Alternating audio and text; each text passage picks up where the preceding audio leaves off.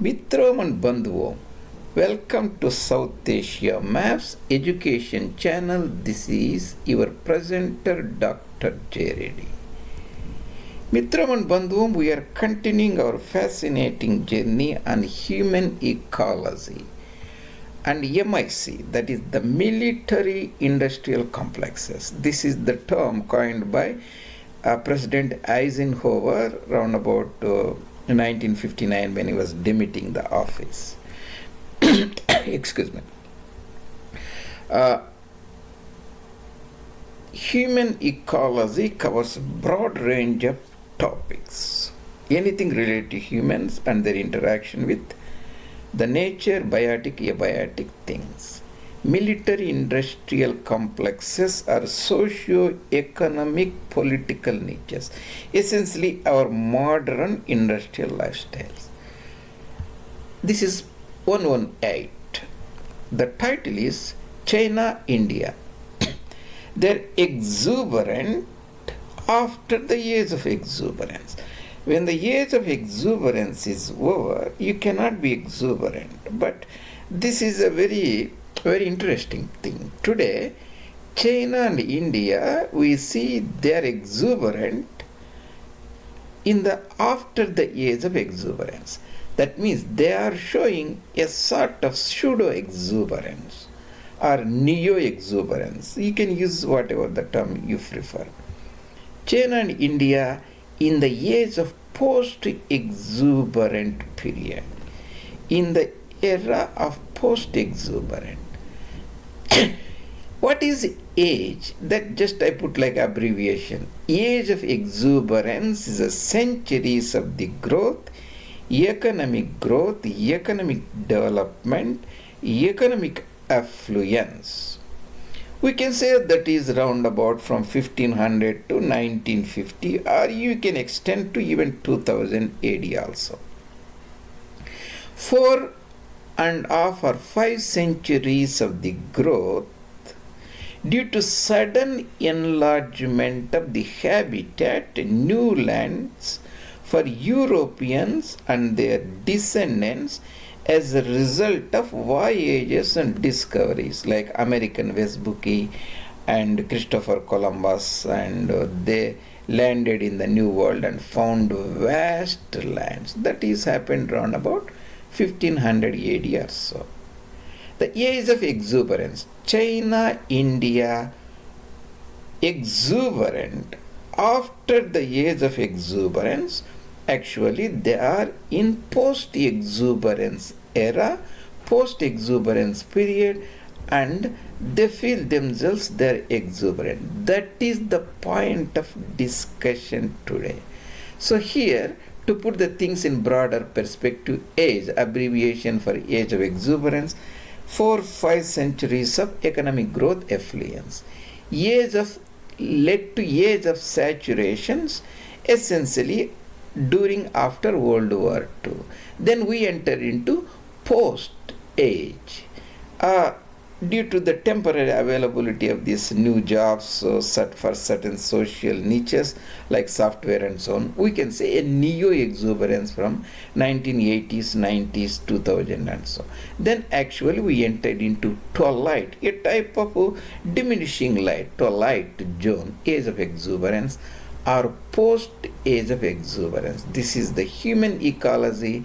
Europeans took over the vast lands to Americas from their competitors, flora and fauna, and dispensable native Indians. Then coal discoveries, iron discoveries, later 1850 oil discoveries, drawing down the temporary minerals, metals, fossils, led to age of exuberance. That what we will be discussing in this fascinating presentation. And Mitram and Bandhuvam, if you are new to my presentations, I have posted more than 420 or so immaculately made presentations for you. They cover very broad fields of knowledge. If you have patience and time, and open these PowerPoint presentations at our YouTube channel, and You will learn a lot of things by spending very little amount of your time.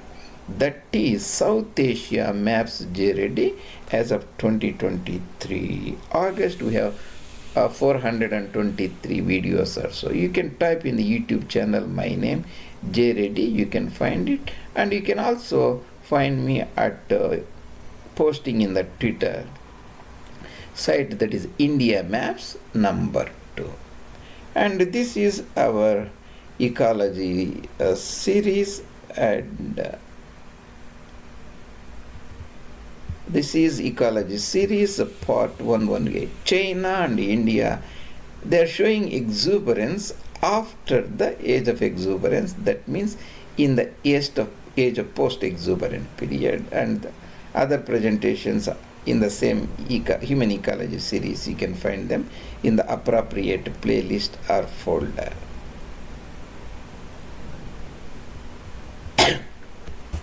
Age of exuberance, that means then we are talking about the dawn of the cotton textile industry in Britain and Europe. Then the iron industry, the steam power is used for do lot of mechanical work, that is essentially replacing the human muscular power. Machine tools, chemicals are invented, the gas and lightning started in 1812, and concrete was invented 1824 AD. Mining started, transportation, canals and waterways constructed, roads start building and paved roads, and railways, especially 1830 in England. Later the British Empire took to wherever they went, and America also, a lot of railway construction started. By the time of Lincoln's office, coast to coast trans American railroads, the Pacific railways, they were constructed. Then the aviation, the space industries, space journeys to moon and so on. Then the software industries. Initial pioneers were the England, and in Europe, Germany and France and Russia, Italy, USA. Afterward, even Japan started after 1900, but picked up after post-World War. The leadership moved to United States from Europe in 1900 AD, and because it has plenty of oil, coal, iron discoveries, that means plenty of opportunities to draw down the temporary resources. So here I have depicted that China, by 2022, China has a population of 1400, India also has a 1400, that makes 2800, and if we include the countries on either side of the partition line, the Red Cliff line or Bhagirathi line or Ravi line or Hooghly line, there are around about 400 million people in Pakistan, Bangladesh, roughly 400 becomes around about 3,200 million people, are around about 3,000 million people out of 8,000 people on the planet Earth we are talking about. So this is essentially this is the same, and I have elaborated little more here. And leadership moving to United States, the post-World War II, the 4 Asian tigers, they are like Japan and South Korea and Taiwan, that is the Formosa, that is also China, a small China you can say, and Singapore. They started enjoying the fruits of exuberant era. Then the China 1950s was ruled by the communist regime, Chairman Mao Zedong, the Great Leap Forward, and 1858 to 62. And after Mao passed away, leadership moved to Deng Xiaoping, economic reforms, opening of the economy. They called economic reforms, essentially this is ecologically called invisible acreage. The resources China lacks, iron, coal, oil, were not visible in their land mass, 10 million square kilometers. They can find elsewhere coal, iron, like in Australia and Middle East, like that. Ecologically enjoying the temporarily invisible acreage. In the socio-political view, they call it economic reforms and so on. The names does not matter, but we are taking a ecological view of the human history. Then the 1994 force 14 cities, economic special zones, some privileges, Shanghai, Guangzhou, and so on.